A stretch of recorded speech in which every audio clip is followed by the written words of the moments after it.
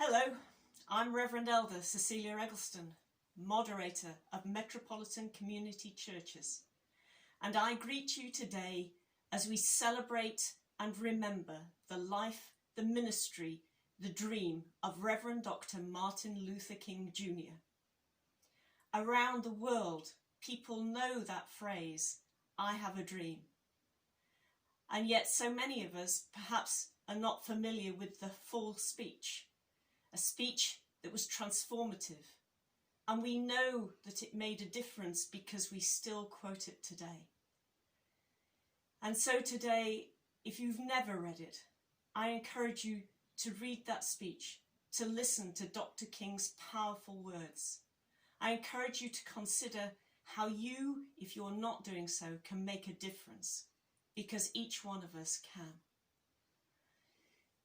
In his speech, Dr. King talked about those of us of white and those of us who are black living together, working together, respecting each other, being equal in society and under the law. Dr. King had a vision where all of us are welcomed, valued, have integrity and dignity, that we are seen as equal and that we have much to share. This is what we want in our communities, in our societies, in our countries, and in MCC. So today, that is what we celebrate.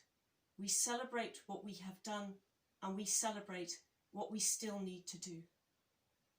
Dr. King marched on the streets with fellow protesters, peacefully demanding the right to be seen as an equal. We in MCC are working towards becoming a more racially equitable organisation where Christ's love is truly seen as being for all.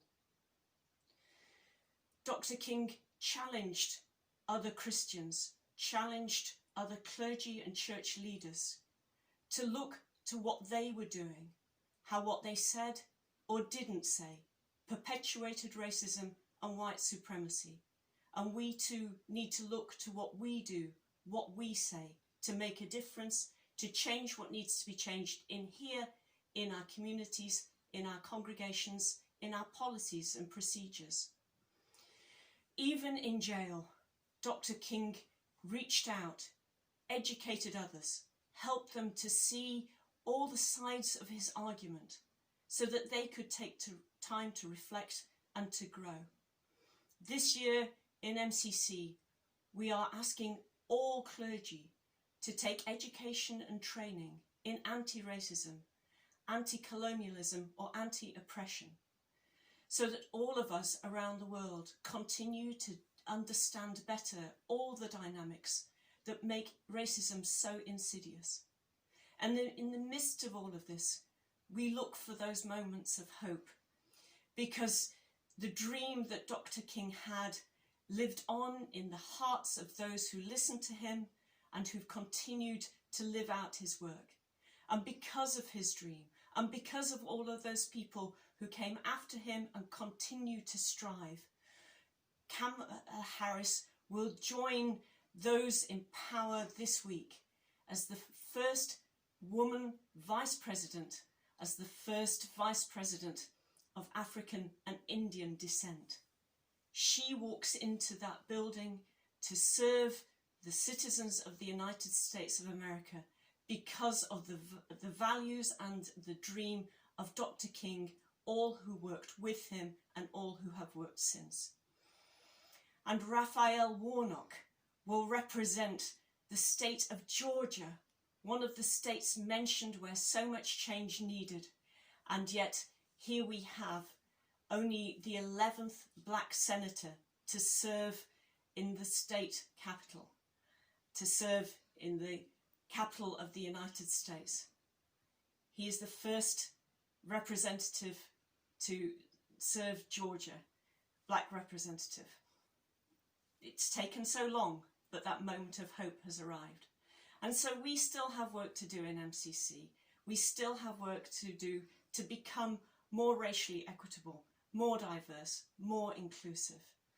This week, once again, we will interview for the position of Inclusion, Diversity and Laity Coordinator, so that we can build strong affinity advisory groups that bring different voices to the table, so that our organisation has better policies and procedures that incorporate more voices, that reflect the diversity of who we are and how we want to be.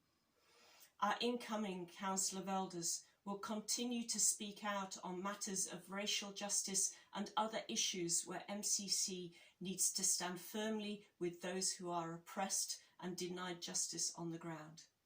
In our local congregations, in our local communities, I know that you will continue to do your work, sharing your stories and your experience, sharing your expertise in how we can all grow and change and become a more diverse, more heavenly group of people.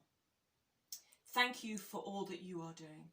Thank you for everything that will make a difference going forward to make the dream that Dr. King had and shared on that day reality in our communities, in ourselves, in our churches and around the world. We give thanks on this day for the example that Dr. King set, his willingness to continue to fight, his commitment to justice for all, for dignity for all, so that we all may benefit when black and white work together, when we see each other as God sees each of us. God bless you.